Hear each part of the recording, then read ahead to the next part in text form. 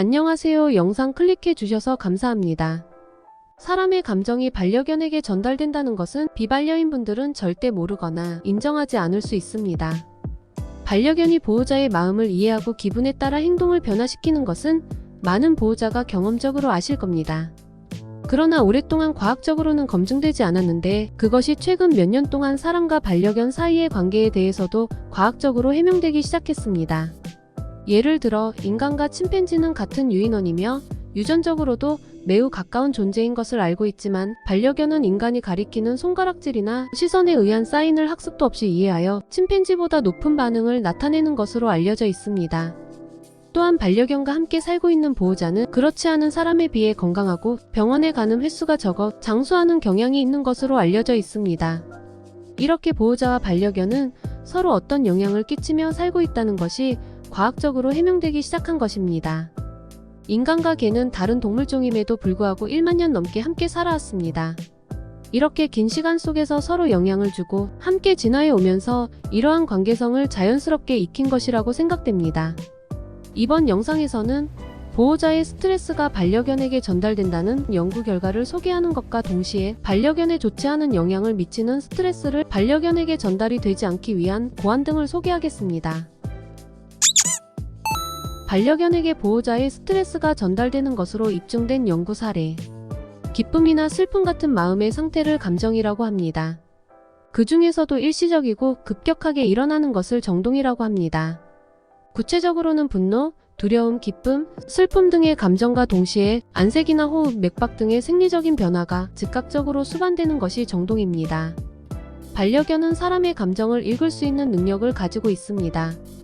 특히 정동이 전염되는 것에 대해서는 심리학이나 생리학, 행동학 등의 연구에서 밝혀지고 있어 정동전염이라고 불리고 있습니다. 여기에서는 보호자의 스트레스가 반려견에게 전달된다는 것을 보여주는 두 가지 연구 결과를 소개합니다. 스웨덴에서의 연구. 2019년 6월 스웨덴의 린쇼핑 대학의 동물학자가 보호자의 스트레스가 반려견에게 전염된다는 연구 결과를 발표했습니다. 그 연구는 보호자의 모발 뿌리에서 3cm 부분과 반려견의 피부에 포함된 코르티솔이라고 하는 호르몬 양을 측정함으로써 실증했습니다. 코르티솔이란 공포나 불안을 느끼면 분비되는 호르몬으로 모발이나 피부에 축적되기 때문에 그 양을 계측하는 것으로 스트레스 수준을 알 수 있습니다. 또한 뿌리에서 3cm의 모발이나 피부를 조사함으로써 최근 3-4개월이라는 중기적인 스트레스 수준을 알 수 있습니다. 그 결과 중기적으로 보호자의 스트레스 수준이 높을 경우 그 반려견의 스트레스 수준도 높아지는 경향이 있는 것으로 나타났습니다. 일본에서의 연구.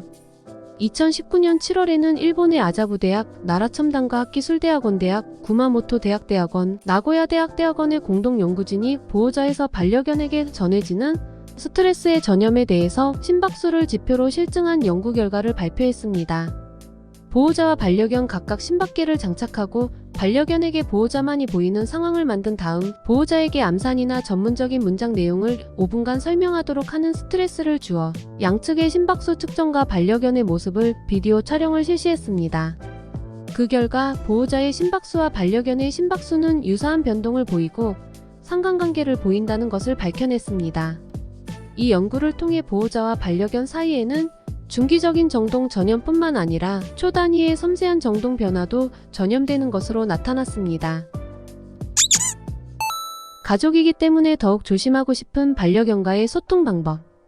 연구 외에도 보호자와 반려견과의 정동 전염이나 커뮤니케이션에 대해서는 다양한 연구가 이루어지고 있습니다.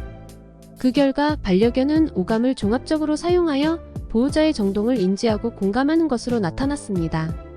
예를 들어 보호자의 목소리 톤이나 어조 등의 청각정보, 얼굴의 표정이나 몸짓과 같은 시각정보, 보호자가 쓰다듬었을 때의 촉각정보, 보호자에게 분비되는 호르몬, 땀 등의 후각정보나 보호자가 흘린 눈물의 미각정보 등이 이에 해당한다고 생각됩니다.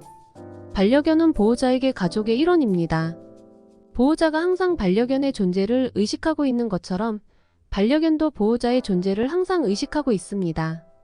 그리고 엄마처럼 의지가 되는 보호자를 항상 관찰하고 있는 것입니다. 어쩌면 인간의 가족에게는 스트레스를 숨길 수 있을지도 모릅니다. 그러나 스트레스에 따라 변화된 호르몬과 땀의 냄새를 감지해 버리는 반려견에게는 숨길 수 없을 것입니다. 그리고 그 스트레스가 반려견에 대한 스트레스가 되어버리는 것입니다. 소중한 가족인 반려견에게 스트레스를 전염시키지 않으려면 보호자가 스트레스를 느끼지 않는 것이 가장 확실한 대책이라 하겠습니다. 그러나 그것은 현실적이지 않습니다. 사람이 살다 보면 작든 크든 누구나 스트레스를 느끼는 것이기 때문입니다. 거기서 중요한 것은 스트레스를 잘 해소하는 방법을 익히는 것입니다. 이를 위해 추천하고 싶은 것이 반려견과 함께 몸을 움직이는 것입니다. 일상적인 산책은 물론 공원이나 실내 등에서 반려견과 함께 운동이나 몸을 움직일 수 있는 게임 등을 즐겨보세요. 평소와는 다른 운동이나 머리를 사용하는 것은 직접적으로 스트레스를 해소하는 것으로 이어집니다. 그것을 반려견과 함께 함으로써 보다 효과적으로 쌍방의 심신을 재충전하게 될 것입니다. 반려견에게 전염되는 보호자의 정동은 분노, 두려움, 슬픔 등의 스트레스뿐만이 아니라 기쁨도 전해집니다. 보호자가 스트레스로 약해져 있을 때도 적극적으로 반려견과 함께 운동이나 게임을 함으로써 스트레스를 줄이고 즐거움과 기쁨을 나누면 분명 양쪽 모두에게 쾌적한 생활이 될 것입니다. 오늘 영상 여기까지입니다. 끝까지 시청해주셔서 감사합니다.